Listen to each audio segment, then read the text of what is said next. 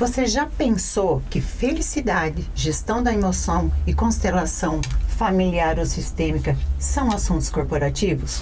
Eu sou Débora Gianotto e esse é Gestão Sem Crise. E hoje trouxe uma convidada extremamente especial, mora no meu coração, conheci ela no mundo do desenvolvimento humano. Eu vou ler o currículo dela, porque são tantas coisas que é impossível guardar, tá? Vou pegar meu óculos, porque sou meio cegueta. Então vamos lá. Minha convidada é baiana, casada, tem 2 filhos, autora de 10 livros jurídicos. Fenomenal isso, né? Pós-graduando em Psicologia Positiva, Neurociência e Mindfulness. Depois ela explica o que é isso para vocês. Consteladora, palestrante TEDx, professora de faculdade e pós-graduação. E hoje eu trago ela aqui, a minha querida amiga Sabrina Dourado. Seja bem-vinda e muito obrigada pelo convite. Eu estou mais do que feliz de estar aqui com alguém tão especial, tão iluminada, tão competente e tão experiente como você, mas para além de todas as habilidades e de todo o teu currículo também, muito feliz porque você também tem um lugar cativo no meu coração e eu estou muito feliz, honrada da gente poder bater esse papo e deixar a nossa mensagem para o mundo. Eu não falei que ela era uma pessoa extremamente querida. Sabrina, então vamos lá. Hoje a gente vai bater um papo e eu quero que você conte para mim um pouquinho de toda essa trajetória, né? Por que vir da Bahia para cá? Por que se instalar em Alphaville? Essa mudança de carreira do jurídico para o desenvolvimento humano. Então, assim, conta pra gente. Quem é Sabrina? Nossa, Sabrina é a filha de Dona Ildete de Seu Jardim.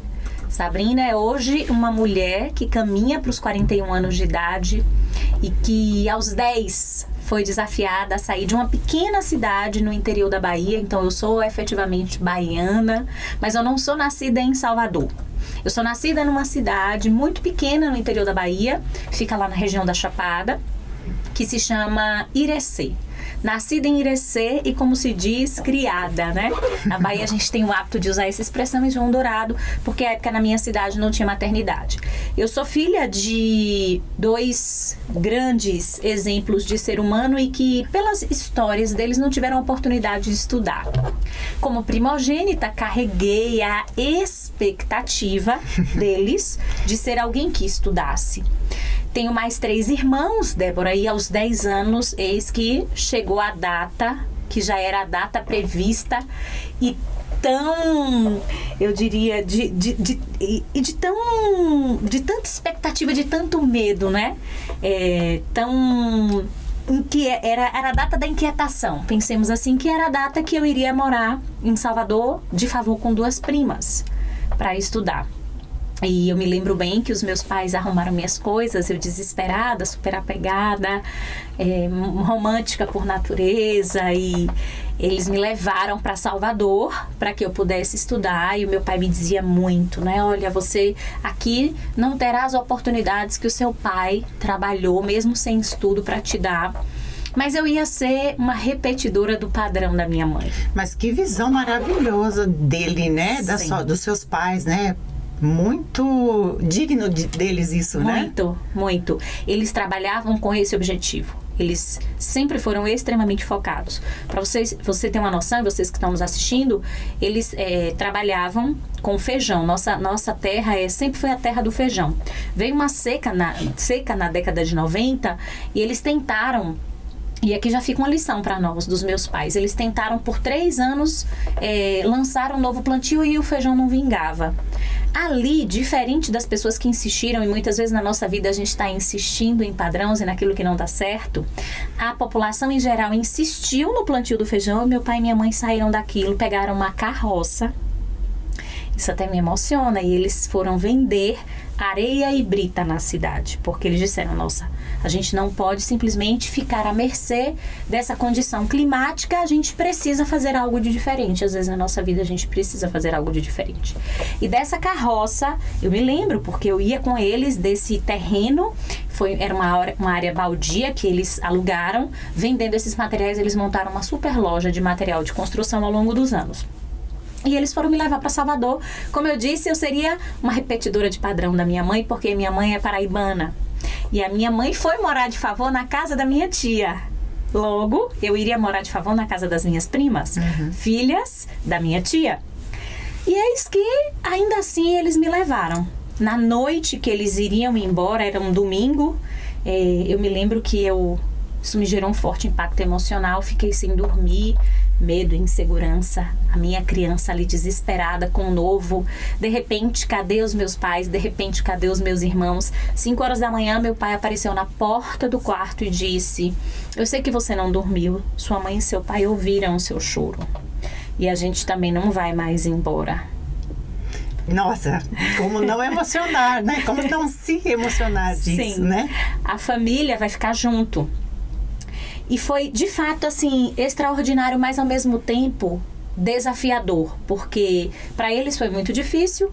A minha criança automaticamente se fez mulher, porque eu tomei também a responsabilidade daquela escolha, daquela decisão. Agora já não era mais uma pequena cidade com rede de apoio, com um ir para a escola andando, com pessoas que ajudavam com os meus 3 irmãos. Agora eram eles 2 numa cidade grande, reiniciando, deram um reset, que eu me vejo nesse reset agora em São Paulo, e tomando a dinâmica de uma nova vida naquele contexto. Ao mesmo tempo que foi muito bom, foi extraordinário, foi desafiador para a Sabrina, que assumiu um protagonismo de cuidar dos irmãos e de trabalhar com esses pais, porque eles também me trouxeram essa responsabilidade. Sim.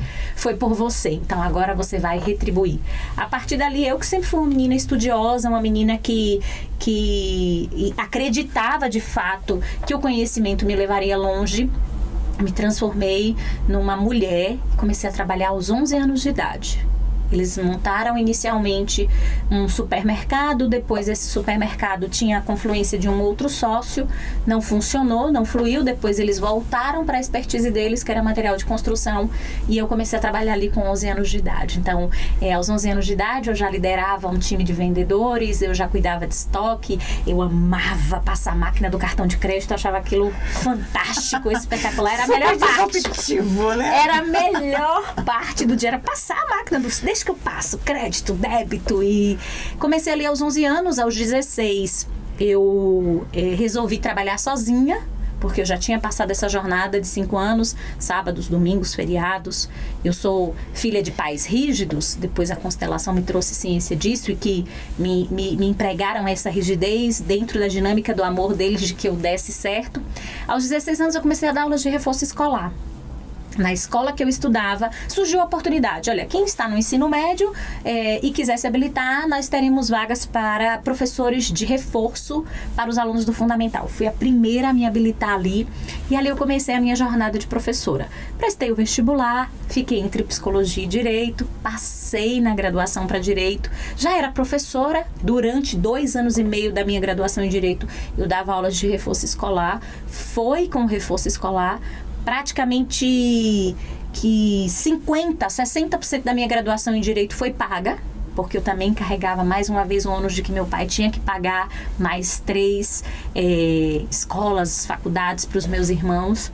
E então a vida foi acontecendo. Eu, aos 21 anos de idade, para encurtar a história, já era professora universitária. Eu sempre fui alguém que fui tomada por muita vontade de vencer. E eu acho que isso que faz a diferença na vida da gente. Eu terminei a graduação e uma amiga me disse: olha, vai ter a seleção para uma universidade. E de logo, imediatamente eu pensei: nossa, mas eu não tenho titulação. Como é que alguém sem titulação vai assumir uma cadeira numa universidade? E eu me lembro bem como as pessoas certas, nos lugares certos, também nos auxiliam a mudar os nossos destinos. Eu me lembro dessa grande amiga, e ela me disse: isso é a sua cara. O não, você já tem, vai lá e testa. Eu me lembro bem que eu fui selecionado um ponto para que eu pudesse expor. Eu passei madrugadas dormindo com o livro e eu prestei aquela seleção para uma banca de 4 profissionais, eu lembro bem deles. E cheia de muita fé, porque sempre fui tomada por fé em mim, fé em Deus, e de que a gente, quando carrega o bem e a gente vai buscar, sim, dar o nosso melhor, em algum momento essa conta vai fechar. Não existe a conta que não fecha. E aí eu lancei mão ali daquela seleção, e 2 dias depois a coordenadora da faculdade me chamou e me disse: eu tô com um problema com você. Eu disse: Senhor, que problema? Oh, meu Deus, eu queria tanta solução, tô causando problema, né? Ela disse: você foi a profissional sem titulação de maior pontuação. O que eu faço com você? Eu disse pra ela: me contrata. Simples assim, né? Me contrata. Enfim, daí eu cheguei à gestão. Eu fiz carreira dentro dessa universidade, aí fui fazer especialização, fiz mestrado na Universidade Federal, cheguei ao cargo de gestão do cargo, o cargo de coordenadora daquela universidade, conduzindo muitos professores e toda a dinâmica dos discentes ali por muito tempo. E assim eu fui construindo a dinâmica da professora de reforço escolar para a área jurídica, mas sempre apaixonada por pessoas. Em 2010 eu comecei a me aprofundar no estudo do comportamento humano. Aprofundar, porque, voltando um pouquinho na história para já te passar a palavra, a primeira vez que eu despertei para entender o que acontecia com a dinâmica da emoção humana foi quando, ao longo dessa história que eu abreviei, chegando aos 13 anos, a minha mãe, ela foi diagnosticada com uma depressão, porque pesou para ela a mudança, pesou para ela o novo, ela foi permeada por medos. E, de repente, aquela mulher forte, que tinha uma rede de apoio, que sempre foi empresária, eu tinha que dar banho na minha mãe. Minha mãe não ficava só no banheiro, minha mãe tinha pavor, minha mãe parou de dirigir. E, às vezes, ela ainda dizia: nossa, não, eu vou ali no mercado comprar uma falta. E ela tinha uma crise de síndrome do pânico. E eu me lembro, eu tenho em casa esse livro, o primeiro livro que eu comprei para entender. Eu dizia: nossa, o que está acontecendo com a minha mãe? Carinhosamente eu a chamo de manhinha. Eu comprei um livro chamado Abaixo a Depressão. E ali eu fui entender o que estava permeando e o que acontecia com o ser humano para que ele chegasse a um estado depressivo. Os gatilhos, né? E a gente sabe que hoje o Brasil está caminhando para o país de maior índice de depressão, mais ansioso do mundo, burnout, né? Segundo país na toma de medicamentos controlados, nem sei se a gente não já chegou ao primeiro lugar. E olha que lá atrás, então, na raiz da minha dor, onde está a sua dor, muitas vezes está o seu plug de conexão com o propósito. Eu comecei a estudar desenvolvimento, comportamento humano, e inicialmente eu fui fazendo para me entender, para entender os meus gatilhos, onde estariam as minhas crenças. Afinal de contas, quem era a Sabrina? E como professora, as alunas, os alunos, eu sempre olhei além daquelas pessoas que estavam ali sentadas. Eu sempre fui aquela que dizia: você não está bem hoje, o que é que sua professora pode fazer por você? Senta aqui comigo. E muitas vezes eu era a conselheira dos meus alunos. Então, eu não estou bem no meu casamento, eu não sei se eu estou feliz aqui. Muitas vezes eu via um comportamento de um aluno até numa graduação, que era um aluno disfuncional, eu sentava, chamava ele para conversar: ai, Pro. Eu sempre fui chamada de Pro. Ai, Pro, aqui na verdade não é direito, meu pai que me forçou a fazer direito, então eu venho pra cá revoltada, eu venho pra cá. Então, intuitivamente, eu sempre tive esse papel com pessoas, em entender as pessoas, em olhar além dos contextos. Talvez pela experiência de ter vivido algo muito duro em casa, ver a minha mãe sem vida, sem vitalidade, sem energia, sem gana. E eis que ali, por meados de 2015, eu fui fazer formações em coaching, fui fazer PNL, fui buscando as pessoas. Eu comecei a atrair essas pessoas. Professora, você marca um horário comigo? Eu dizia: você quer alguma consultoria técnica? Não, quero que a senhora me ouça, quero que a senhora me oriente, quero que a senhora veja além comigo. E aí começamos essa jornada ali em 2015, eu fazendo diversas qualificações. Invistam em conhecimento. O conhecimento ninguém nunca vai tomar de você. Comecei a fazer diversas formações. Pra quem ainda não pegou papel e caneta, corre, porque a aula aqui já aconteceu faz bastante tempo. Então, corre pegar papel e caneta, que são, assim, dicas valiosíssimas da Sabrina. Que, inclusive, eu já tô com o meu aqui para anotar, gente. Então, fique a dica. Sempre. Gente, eu tenho um bloco de notas infinito no celular. Eu tenho um grupo que é só meu. eu vou anotando os insights. Tudo é aula, tudo é aula. Tudo é aula. E eu fui buscando. E cada vez mais eu buscava novas qualificações, novos conhecimentos, conhecia a constelação familiar, já a gente vai falar mais sobre isso, e fui agregando essa caixinha de ferramentas para olhar as pessoas, para escutar as pessoas, para impulsionar as pessoas, para não só ser luz, mas iluminar as pessoas, para trazer para elas novas possibilidades, em termos de acompanhamentos, mentorias, consultorias, e eis que desde o início da pandemia, o desejo de uma ambiência nova já permeava a mim e ao meu esposo, que é também meu sócio.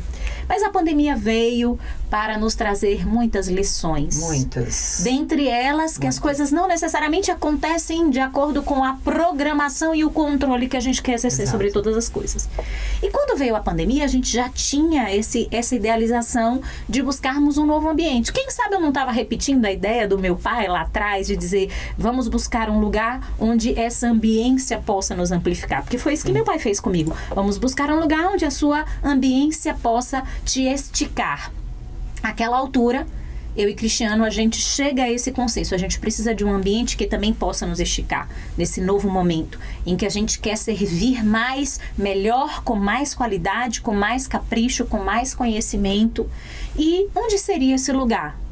Onde muitas pessoas com o mesmo modelo mental, com as mesmas ferramentas, com o mesmo estirão, vamos imaginar assim, um músculo treinado para aquela dinâmica estão. E aí ficamos entre duas cidades e depois de muito canalizarmos a Deus, porque a gente sempre entende que a gente põe os pés e Deus vai trazendo o chão. Com certeza. Chegamos à decisão de nos mudar para São Paulo. E aí decidimos e executamos e agimos e aqui estamos. Muito felizes. Nossa, e que história linda. E assim, o ciclo se repetiu, porque o seu pai fez esse movimento para te dar melhores condições. E você também fez o mesmo movimento para dar as melhores condições. Lógico, para vocês, mas para os seus dois filhos, né? Sem então, dúvidas. O ciclo virtuoso se permeia, né, na história de vocês. E assim, que história maravilhosa, ela é muito agregadora, estimulante, faz a gente pensar, assim, por que eu estou onde estou, às vezes dentro de uma empresa, e fico reclamando, e não consigo, não tenho oportunidade, e meu Deus, e olha a história, né, a sua, de tantas disrupções e tanto mudar, sair totalmente da zona de conforto, né? Eu totalmente adoro. Assim, é perfil também, né? Sim. Mas assim, ó, na sua trajetória, o que você encontrou? Porque assim, você trabalhou com universitários, com empresários, com empresa, você foi empresária, hoje você é empresária, e hoje assim, qual é a grande dificuldade ou uma coisa que você fala assim, gente, isso daqui é quase comum em todos os lugares, que você fala assim, hoje eu consigo ver e consigo ajudar ou pelo menos nortear o caminho, seja ele de um empresário, seja ele de uma pessoa física dentro de uma carreira? Identidade. Eu teria muitas respostas, talvez, até bem pouco tempo atrás. E existem outras tantas questões. Mas se a gente vai ao cerne, a nossa identidade. Um gestor, como você disse, alguém que é seletista, alguém que é servidor público, pouco importa, um empresário, alguém que trabalha autonomamente, não interessa, um estudante. Nós estamos longe de nós mesmos. E por não nos conhecermos e não trabalharmos com a nossa essência, se nós pararmos para pensar, nós estamos em meio a um adoecimento. E assim, fantástico o título desse podcast. Você está de parabéns, amiga. Você recebeu um download divino. Porque gestão sem crise. Como eu saio da crise? Partindo da ótica de crise, com sua etimologia mais densa, mais negativa, a gente sai da crise quando a gente se aproxima de nós.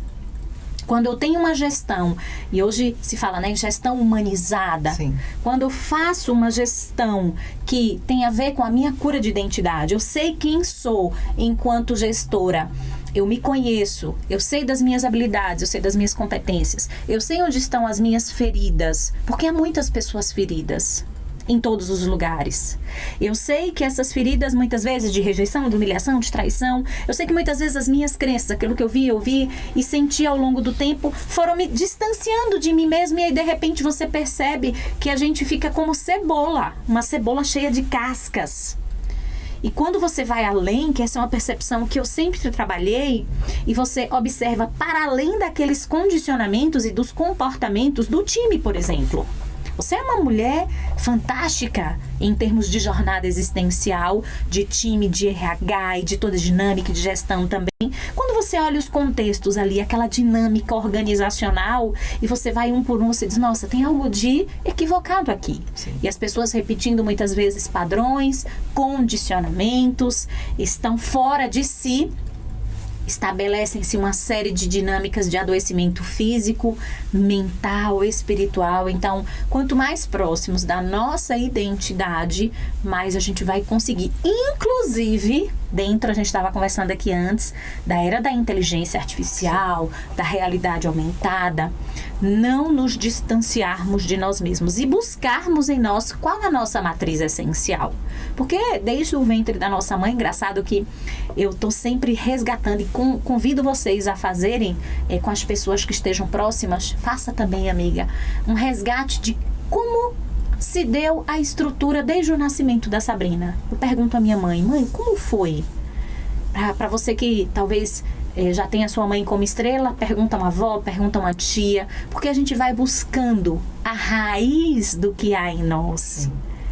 Então, como foi? Como foram os nossos primeiros anos de vida? Muita coisa a gente não tem mais na nossa memória, né? Na nossa memória aqui de curta duração, mas são registros que vão nos distanciando de nós mesmos, e aí a empresária adoecida não age de forma assertiva, exato. Não toma as melhores decisões. O gestor, ele vai ter uma dificuldade tremenda, muitas vezes, de lidar com uma gestão de crise, com uma situação que é uma situação que vai exigir uma postura adulta, um comportamento alinhado, adequado. Então, quanto mais próximos da nossa identidade, sem sombra de dúvidas, mais alinhados, mais prósperos e mais felizes. Quando você fala identidade, posso traduzir como essência? Essência. Essência. Okay. Eu falo, a inteligência artificial, tem muita gente pensando pelo lado negativo, e eu já vejo pelo lado positivo. Também. Por quê? O que a inteligência artificial vai trazer para a gente, para as empresas? As empresas que vão se destacar vão ser aquelas que vão ter os melhores profissionais, as melhores pessoas, as mais, dentro de um contexto, as mais preparadas. Porque todo mundo vai ter os robôs, todo mundo vai ter inteligência artificial, programas, sistemas, aplicativos, todos vão ter. Vai ser uma situação onde vai ser barateado igual celular. Isso daqui custava uma fortuna, hoje comprável, né? Você parcela em 10 vezes, é comprável. E a inteligência artificial vai ser a mesma coisa. O diferencial das empresas vão ser as pessoas. Exatamente. Essa vai ser o diferencial. Porque hoje, eu trabalho com muitas empresas e eu vejo que hoje, em algumas situações, às vezes o ser humano, o profissional, ele é deixado de lado, né? Não se é dado o devido valor. Às vezes a empresa não deve dar o devido valor, e às vezes o profissional não se dá o devido valor, porque isso também é importante, né? Porque ele também precisa se dar o devido valor para ser visto, né? Ou que assim, se eu não estou feliz aqui, eu vou buscar outro lugar. Eu não vou morrer dentro de uma empresa, eu não preciso morrer dentro de uma empresa, né? E assim, vendo todo esse contexto, hoje a gente se fala muito de felicidade, né? É um tema que tem corporações, grandes corporações, que tem diretoria de felicidade, né? Uhum. E assim, é um assunto que, imagina, mundo corporativo, felicidade, né? O que é isso? Mas existe felicidade dentro do mundo corporativo, né? É só trabalhar com o seu talento, né? Como que você enxerga isso? É possível mesmo estar dentro de uma empresa e ser feliz? Principalmente nesse mundo corporativo, aonde que a felicidade se encaixa nisso? E a felicidade, ela ajuda a empresa a ter os resultados? O profissional melhora, ele tem os melhores resultados? Como que você enxerga? Qual é o seu ponto de vista em relação a isso? Excelente pergunta. A felicidade existe dentro do mundo corporativo. Então, o primeiro questionamento é, será que existe ou algo dual? eu secciono a felicidade como algo pessoal. Sim. E não posso estabelecer um estado, porque se a gente parar para pensar, um dos grandes problemas é que a gente confunde a felicidade com os nossos estados emocionais. Nós somos seres emocionais. E as emoções, elas vão nos permear. Não existe um ser humano que não tenha emoções e que não acesse essas emoções. Um dos grandes bingos da vida é aprendermos a gerir emoções. E assim, eu sou defensora e eu espero que daqui a alguns anos as pessoas estejam assistindo o nosso podcast. Digo, nossa, elas estavam certas. De que a gente vai ter aulas de felicidade nas escolas. De que nós vamos ter cada vez mais, sim, setores de felicidade nas empresas. Chefes que vão conduzir o padrão de felicidade dentro do mundo corporativo, dentro das nossas casas. Porque a felicidade não se confunde com os nossos estados emocionais. É uma questão de ser, um estado de espírito. Exato. E um outro ponto, é muito comum que nós tenhamos sido educadas culturalmente a entendermos que se separa a vida pessoal da vida profissional. E eu particularmente não consigo alguém que tenha até então me convencido de que existe essa possibilidade. Também, concordo. Porque também como gestora, também como empresária, hoje liderando um time, eu experiencio na prática e também quando empreendi e também quando fui funcionária e também como fui seletista, é muito difícil a gente encontrar esse ponto de equilíbrio porque nós somos seres sistêmicos. Então, existe felicidade no mundo corporativo, a felicidade é uma questão de ser, e a gente tem que levar cada vez mais a cultura da felicidade para as empresas e conduzirmos como gestores, como empresários e também como seres humanos a nossa jornada de modo que a gente entenda que nós sentimos, entendamos que nós temos emoções e que essas emoções vão permear, mas que elas não se confundem com a nossa felicidade. A felicidade é um estado. Ser quem somos, vivermos a nossa essência, nos traz a felicidade. Estarmos vivos nos traz a felicidade.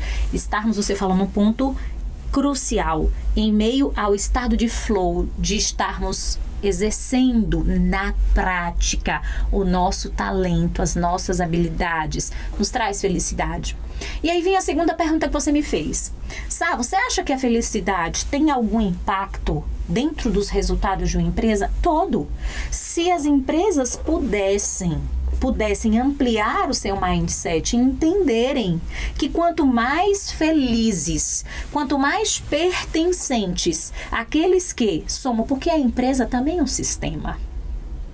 E quando a gente pensa sobre a ótica sistêmica, naqueles que prestam os seus serviços como colaboradores, que têm as suas funções dentro da dinâmica, eles são como os vasos e as veias de um sistema.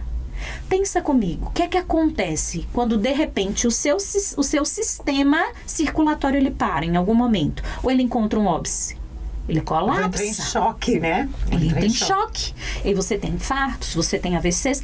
Tem empresas que têm infartos e AVCs. Muitos. Então, se o time, se aquele ambiente, se as pessoas que lá estão, elas circulam em meio à felicidade, volto a dizer, nossa, Sabrina vive num mundo ideal, eu às vezes estou triste, muitas vezes eu estou ansiosa, isso não tem nada a ver com felicidade. É porque as pessoas confundem felicidade com estado de felicidade. Felicidade não há de eterna, ela não é perene. Não. É assim, eu tenho momentos de felicidade. Momentos, Exatamente. Né? E dentro da empresa, os momentos são circuncidados pela situação de trabalhar com o que amo. Exatamente. Né? Porque se eu não trabalho com o que amo, eu nunca vou ser feliz. Que daí a gente fala que é uma síndrome do Fantástico, né? Começa a tocar a musiquinha do Fantástico, assim, meu Deus, preciso trabalhar. Exatamente. Né? Se alguém de vocês tem essa síndrome, vocês não estão trabalhando com o talento de vocês. Ouçam a Sabrina. Procurem a felicidade de vocês, porque dentro do mundo corporativo existe sim uma felicidade. É só trabalhar com o que você ama. Não significa que você não vai ter desafios, não vai ter dia que você vai surtar, sim. Mas você volta para o seu normal muito mais rápido e não adoece. Perfeito. E muitas vezes, isso me vem aqui agora, a gente entender, para quem também está nos ouvindo e diz, puxa, mas hoje eu não tô no meu lugar, eu não tô na minha zona de talento. De que a gente precisa entender que na transitoriedade da vida, em alguns momentos da nossa jornada, e isso não deve nos fazer infeliz, nós estaremos momentaneamente em meio à construção de um processo que nos levará aonde nós queremos estar. Eu me lembro, vamos voltar na minha história, que quando eu passei nessa seleção, a disciplina que tinha para mim era uma disciplina que eu não tinha tanta afinidade, ou seja, não era a minha área, minha zona de talento, onde eu entrava em estado de flow, mas eu queria estar naquela universidade. Foi o pedágio que você pagou para chegar onde você desejava. Exatamente. E tem muita gente que tá com a vida, chega a ficar arrepiada, travada, porque quer iniciar muitas vezes ou quer galgar um determinado degrau na vida sem passar pelo pedágio. Exato.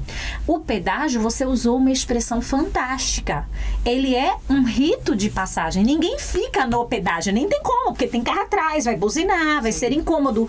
A gente precisa seguir o fluxo, mas em algum momento da vida a gente vai precisar, pode ser que precisemos, e está tudo bem, lidarmos com determinadas áreas, com determinados contextos ou com determinados afazeres. A gente é empresária, a gente sabe disso. Mas, Sabrina, até mesmo dentro do que a gente ama fazer, tem coisas que a gente não gosta de fazer. Pois é, exato. E tá tudo bem. Tá tudo bem. E tá tudo bem. E aí faz-se uma confusão de infelicidade dentro desse contexto. Não se estaria infeliz, né? A gente precisa ter cuidado apenas com estilos de vida, com dinâmicas de longo prazo que vão nos adoecendo, vão nos trazendo esses condicionamentos, e aí a gente se distancia de novo de nós mesmos, da nossa essência, e consequentemente estamos infelizes. Mas, transitoriamente, você vai concluir uma graduação, você tem um trabalho de conclusão de curso, aquilo ali não necessariamente é gostosinho, aquilo ali não necessariamente é uau, eu vou pegar ali uma planilha. Eu particularmente não sou a mulher da planilha, por isso que meus sócios são as habilidades que eu não tenho, mas em algum momento eu preciso, eu sou mulher adulta. Crianças, elas muitas vezes esperneiam. Adultos fazem o que precisa ser feito. Exato. Então eu não gosto, mas a planilha tá ali, eu olho para ela e digo, eu vou te vencer. Isso não tem nada a ver com infelicidade. Entende? É bem o que você disse, fazer o que precisa ser feito, o mundo de adulto, né? O mundo de adulto. O mundo de adulto. Mundo de adulto. Mas existe felicidade nas empresas. Com certeza. Pessoas felizes são mais produtivas. Pessoas felizes são mais longevas, pessoas felizes têm hábitos mais saudáveis, pessoas felizes são mais centradas, são mais focadas, pessoas felizes não perdem tempo com fofoca, pessoas felizes não drenam outras pessoas felizes buscam a cura e consequentemente curam outras pessoas. Ou seja, se eu fosse listar o volume, pessoas felizes têm substâncias que liberam uma série de químicas corporais, oxitocina, noradrenalina, né? Energizadas, focadas, executivas. Então é só correr pro abraço com o time. E resumindo tudo isso, ganham mais, que é o que todo mundo busca no mundo corporativo, né? Sim. Ganham mais. Mas que maravilha. Mas dentro de todo esse contexto, a gente entra na gestão de emoções, né? Porque hoje, Daniel Goleman escreveu o livro Inteligência Emocional, e hoje, assim, já li vários artigos, estudei muito essa semana isso daí, e que, assim, tá saindo esse contexto de inteligência, né? Emocional para a gestão das emoções, que é o que engloba tudo, porque inteligência é uma única coisa, a gestão é um todo, né? E nós sabemos que todos nós temos emoções, raiva, ira, amor, ódio, tudo isso daí. Mas o que nos faz ser felizes ou ter os melhores resultados é o que nós fazemos com essas emoções. Eu posso ter resultados positivos ou resultados negativos. Dentro dessa gestão de emoção, Sabrina, qual você vê que pode ajudar a uma empresa ou prejudicar a empresa quando eu trago isso até mesmo para o dono da empresa, né? Porque é aquilo, tudo que acontece na empresa é reflexo do dono, tudo, coisas boas e coisas ruins. Por isso que às vezes se o empresário está reclamando de alguma situação, olhe para si, porque ele é o o espelho, né? Todo mundo se espelha nele para dar os seus resultados, fazer coisas boas ou não tão boas assim dentro da empresa. O que você acha? Qual o que o dono, o gestor precisa fazer para ter uma melhor gestão das emoções? Porque é uma situação caótica dentro da empresa, né? São surtos, gritos, xingo, assédio moral, tem um pouquinho de tudo, né? Sim. Para completar a tua fala, CPF forte, CNPJ forte. Exatamente. A gente muitas vezes está ansiando o CNPJ fantástico e o CPF, ele não tem força, ele não tem vigor. Ele não consegue assumir esse protagonismo que vai, como você bem disse, você foi perfeita na sua colocação, influenciar em todos os setores, em todas as dinâmicas, eu diria, na estrutura física, que também é matéria e energia da empresa. Sim. Em relação às emoções, eu, assim, como você, sou fã do Daniel Goleman, um cara disruptivo, um cara que veio e trouxe pra gente um cabedal de conhecimento, a gente honra. E estudando inteligência emocional, trazendo a dinâmica da gestão das emoções, eu parto do pressuposto de que um gestor, ele precisa de algo um pouco mais rebuscado. Ele precisa de imunidade emocional. Porque é até bacana a gente falar sobre isso, saindo desse contexto pandêmico. A gente se preocupa com a nossa imunidade física. Nós sabemos o que é um indivíduo sem imunidade física. Nossa, minha imunidade está baixa. O que acontece com alguém que tem a sua imunidade física baixa? Vamos começar por aí. Você fica propenso a adoecimentos. Você tem janelas de oportunidade para que vírus, bactérias venham, te atinjam, destruam o teu sistema. O mesmo acontece em relação às nossas emoções. Nós precisamos começar do zero. E começar do zero eu entendi que nós sentimos. E que essas emoções, elas fazem parte, como você disse. Porque culturalmente também, tanto o homem quanto a mulher, eles foram construídos, nós fomos construídos sobre dogmas e um sistema de crenças de que sentir era muito ruim. E externalizar isso pior ainda, vergonhoso. Né? Principalmente o homem, né? Sem dúvidas. Homem não chora, engole esse choro. Exatamente. Menina não sente raiva. Olha, eu vou dizer uma coisa pra vocês. Eu fui sentir raiva, eu fui sentir liberdade de ter raiva depois de adulta. Porque no meu sistema de crenças eu dizia, nossa, eu sou uma menina boazinha. Mamãe e papai não vão me amar se eu sentir raiva. E eu ia sufocando aquela raiva e muitas vezes lidando com comportamentos que fugiam da minha essência, porque o ser humano sente raiva. Sim. E às vezes a gente vê, percebam isso, inclusive um gestor, que é alguém tão tranquilo, nossa, o sujeito é tão pacífico, ele tem, não é sempre um comportamento tão linear. Né? Você já viu o que acontece quando ele explode? Nossa, tipo... Aí você diz desproporcional. Como pode? Porque primeira coisa que a gente precisa entender... É que ele vira uma bomba relógio, né? Exatamente. Eu falo que ele é uma caldeira dentro de uma indústria, né? Explode e mata, né? Literalmente não. Como que eu posso usar uma palavra? Metaforicamente. Mata as pessoas. Ele mata as pessoas. Ele mata. Literalmente, eu não vou adentrar esse assunto, mas eu já estudei casos práticos, clínicos, de profissionais, gestores que tinham esse comportamento e mataram pessoas. Uhum. Porque nós também somos sombra, somos luz e sombra. Sim. E dentro dessa dinâmica a gente tem que sentir. E eu sugiro que vocês que estão nos assistindo comecem a sentir, opa, nossa, sinto alegria, acesso raiva, acesso angústia, sinto ansiedade, sinto alegria, sinto gratidão. Então, o primeiro passo é você sentir. A partir daí, a gente precisa fazer um mapeamento de como está a sua imunidade emocional. Como é que está o medo? Eu faço esse teste, né? Nos meus acompanhamentos. Então, a gente tem algo muito semelhante a um hemograma emocional. Como é que está seu medo? Como é que está a sua tristeza?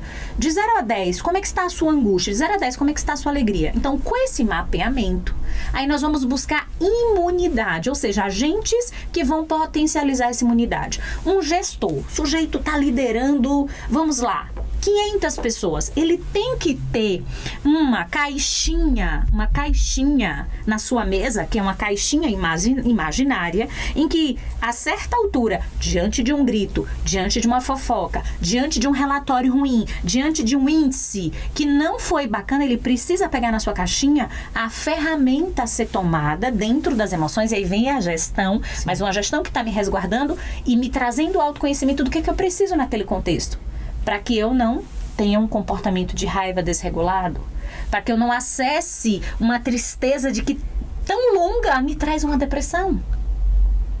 Então, a imunidade emocional é uma construção prática de sentimentos que estão alinhados à dinâmica do conhecimento das nossas emoções e de situações práticas que vão me permitir, através de pilares que eu tenho, autovalorização, gentileza, paciência, paz interior e fé, para que a gente possa literalmente construir uma base de imunidade para as nossas emoções. Porque às vezes o teu físico tem baixa imunidade porque você não sabe lidar com as suas emoções. É porque muitas das emoções, quem guarda, principalmente quem guarda, né? Porque quem estoura também é prejudicial. Também Sim. é prejudicial. Mas ele não somatiza, então quem explode normalmente não fica doente, né? Agora, quem guarda, vai guardando as emoções e guardando as emoções, vão aparecendo as doenças. Pode aparecer depressão, burnout, aparece doenças autoimunes, né? Daí começa Hashimoto, psoríase, N situações. Quando a gente... Dermatites. Eu já vi situações de pessoas cada vez mais jovens com Parkinson, Alzheimer com 50 anos, eu fiquei chocada esse diagnóstico. Sim. 50 anos, gente. Eu tenho 50 anos. Sim. Eu já tive uma mentoranda com Alzheimer com 46 anos. 46 anos. E quando a gente vai olhar para a essência, a gente vai tirando as cascas e a gente vai remodelando, a gente encontra a raiz desse problema. Então, esse tema é urgente mesmo, porque a gente merece estar bem, a gente merece viver em plenitude. E assim, aproveitando o gancho, em relação à constelação sistêmica, como que ela pode ajudar isso? E depois eu gostaria muito que você comentasse um pouquinho para mim sobre constelação organizacional, que hoje está começando a galgar, né? Mas assim, tem ainda um certo preconceito em relação a isso, mas é uma ferramenta maravilhosa. Que eu também aplico nas empresas, é maravilhoso. Só que tem quando você fala, a pessoa fala, lá vem eu sei com essas histórias, né? Mas assim, como a gente pode fazer com que a constelação sistêmica nos ajude nisso? Porque é uma ferramenta maravilhosa, né? Sim. Como o próprio Bert diz, ele não criou as constelações, ele viu as constelações. As constelações, elas nada mais são do que a construção e a reordenação de um sistema. Bert segmentou 3 leis que orientam o indivíduo. E essas leis, elas existem independentemente de acreditarmos nelas ou não. A lei da hierarquia, os que vieram antes são maiores do que os que vêm depois. A ordem, que não pode ser fugida, então a ordem de todas as coisas, e o equilíbrio entre dar e receber. Dentro do nosso sistema, muitas vezes a gente quebra uma dessas ordens. A hierarquia, a ordem e o equilíbrio, assim como também o pertencimento, porque todos nós pertencemos. E aí, dentro dessa dinâmica, sua vida muitas vezes não flui, sua empresa não consegue avançar.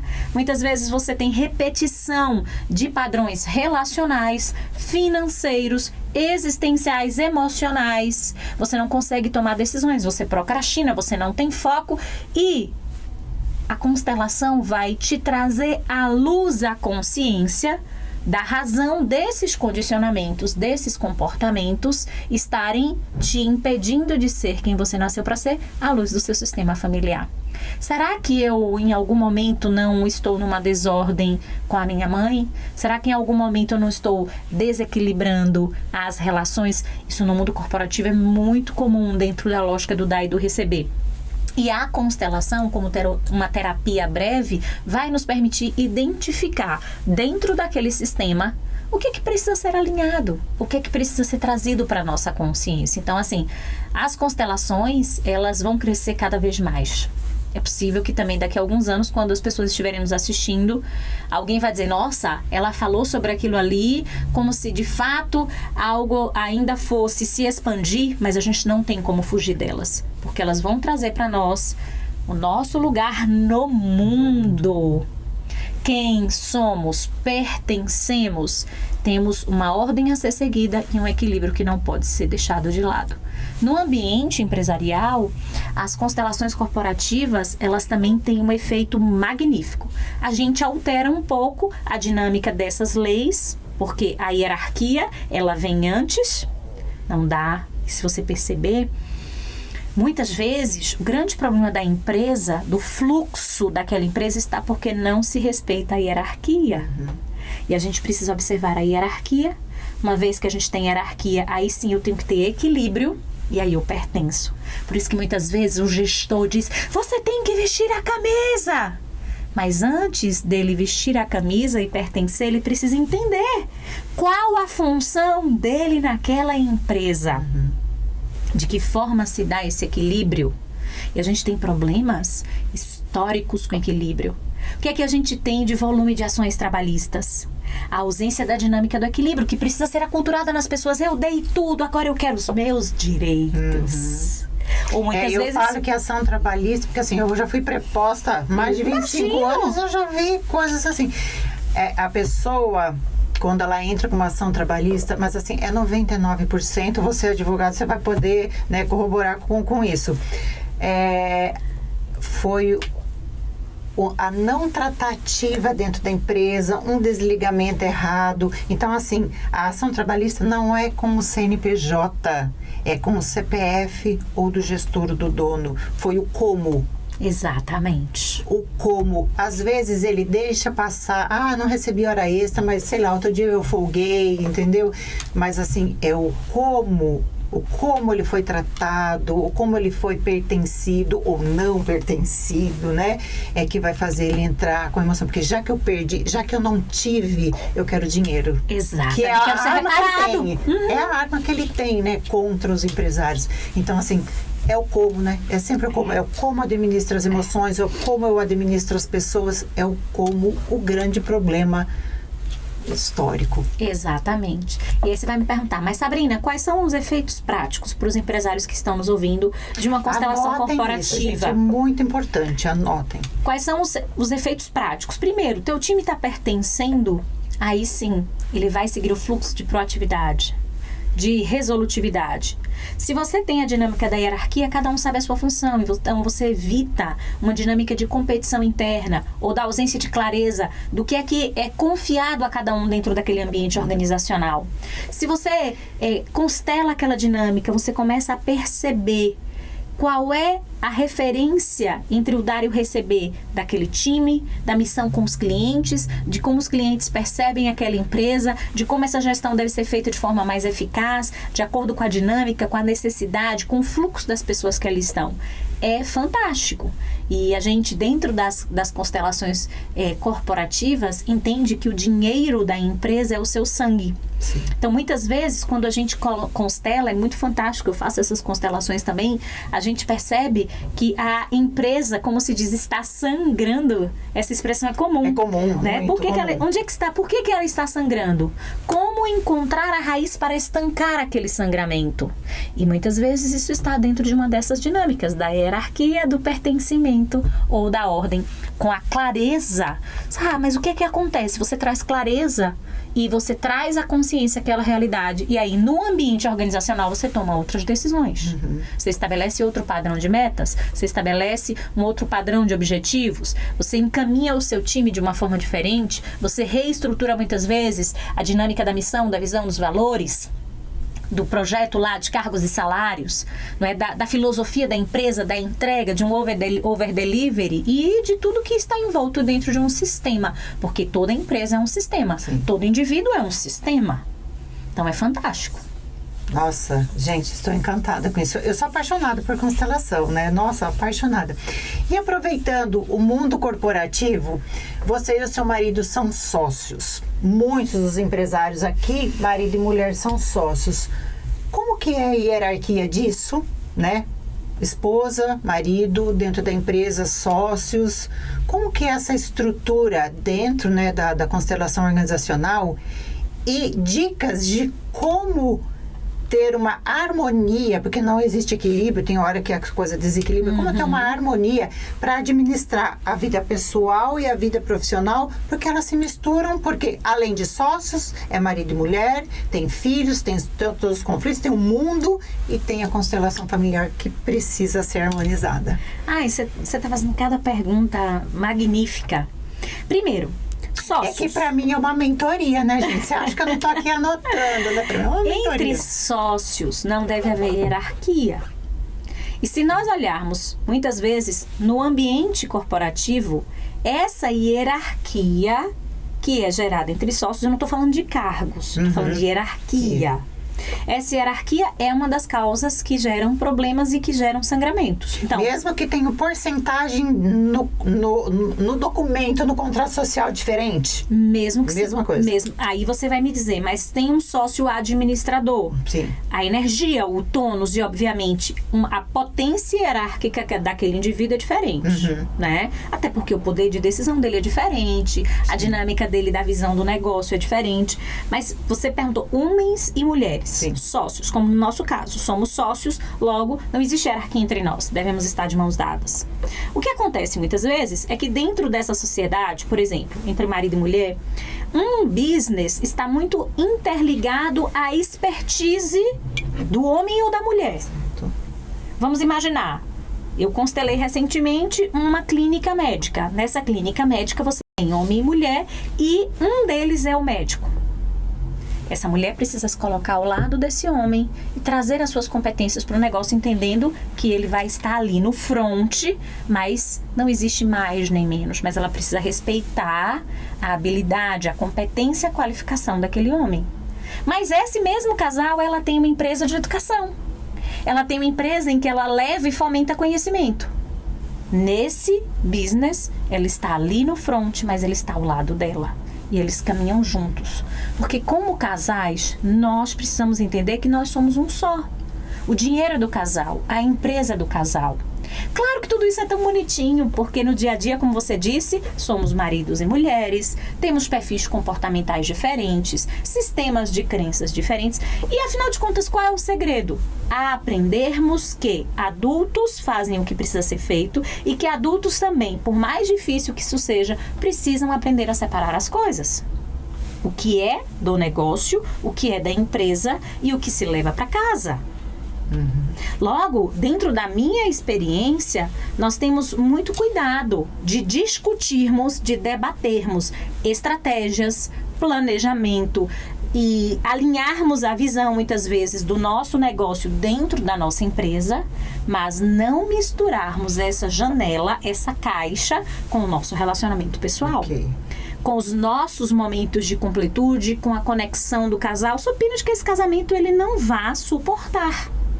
De que a gente possa entender que nos momentos em que nós estamos ali curtindo, passeando com os nossos filhos, nós somos seres humanos também.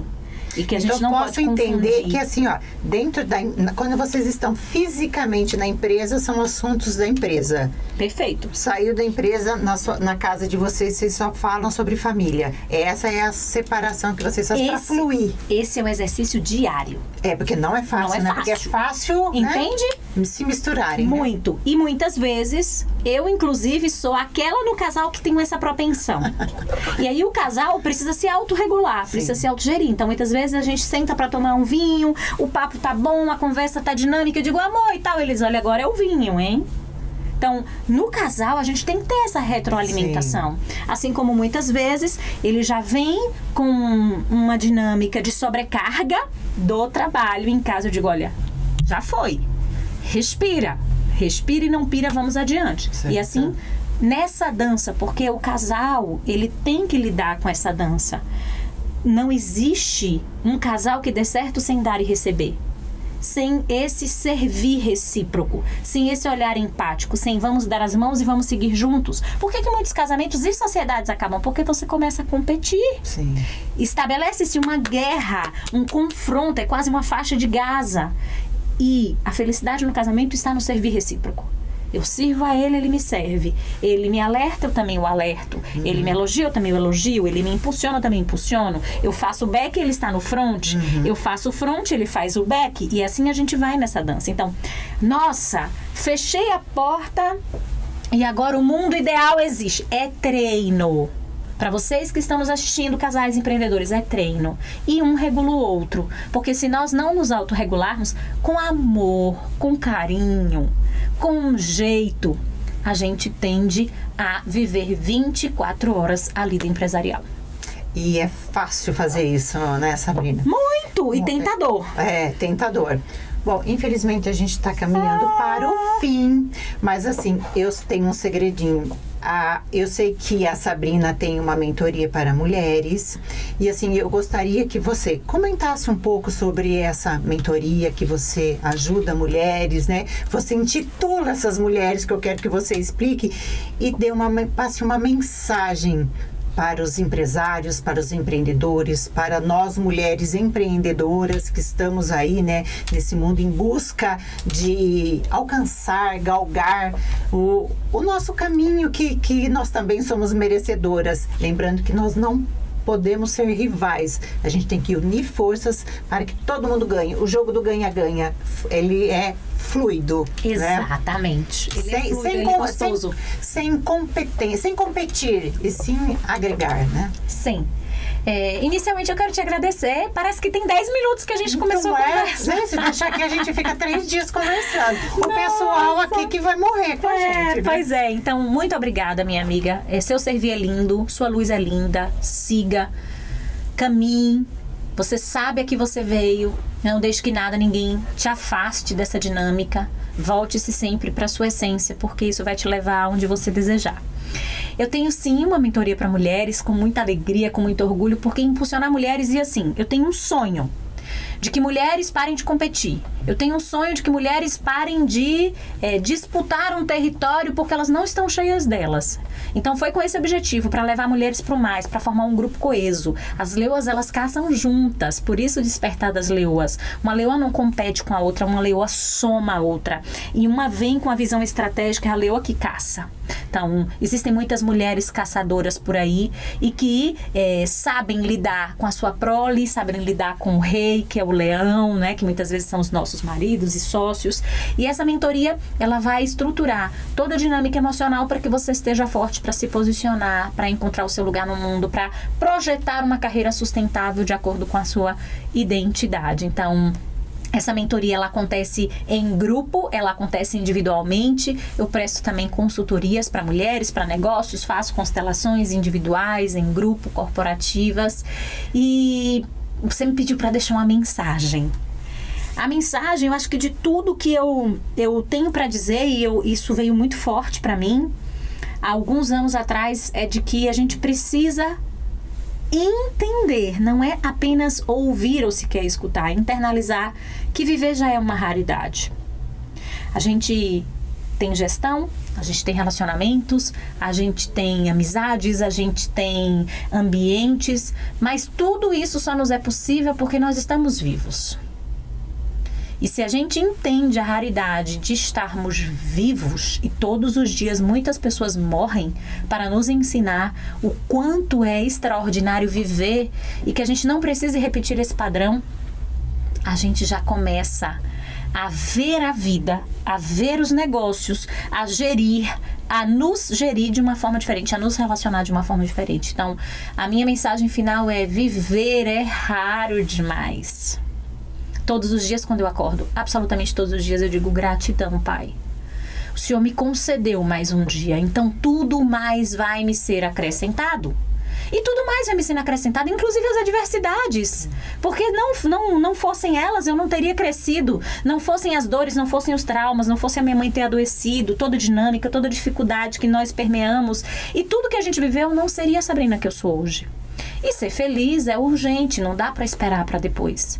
Tem muita gente que está nos assistindo que está, quando eu comprar aquele carro, quando eu encontrar aquele lugar na empresa, não, quando eu casar, não, quando eu tiver 5 filhos, não. E eu tenho assistido também, e já tive a oportunidade de experienciar pessoas que dizem, quando eu tiver 1 milhão na conta, quando eu tiver 5 milhões investidos, e essas pessoas não conseguiram fruir disso. Então, a mensagem final... É o em si, né? É o É o e se.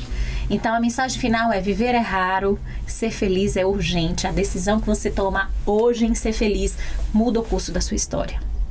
Gente, que mulher maravilhosa, né? Agora fala pra gente, aonde esse pessoal pode encontrar essa raridade de ser humano? Sabrina Dourado. No YouTube, Sabrina Dourado. No TikTok, Sabrina Dourado. No Instagram, Sabrina Dourado.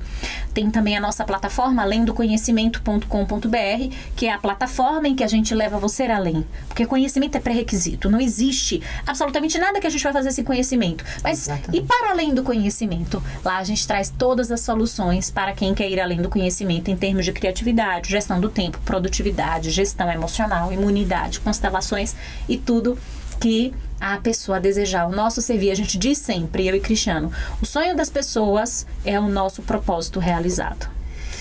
Muito obrigada por ter vindo, né, de São Paulo aqui. Ela é um ser humano maravilhoso, como vocês viram, e assim, gratidão eterna por isso, por fazer parte de tudo isso, por ter aceitado o convite e ter nos ensinado tanto. Fiz N anotações aqui, vou ouvir esse podcast trocentas vezes para pegar ainda mais insights. E a gente está finalizando aqui mais episódio de gestão sem crise com Débora Gianotto, e não posso esquecer de falar que tudo isso só está acontecendo graças aos nossos patrocinadores IMA e Prefeitura Municipal de Campinas. Agradecer e não esqueçam, curtam, compartilhem tudo o que foi colocado aqui, Spotify, YouTube, Instagram, @Débora Gianotto. Nos siga para mais conteúdos para ajudar você, empresário, a estruturar a sua empresa, ou você profissional, a sua carreira.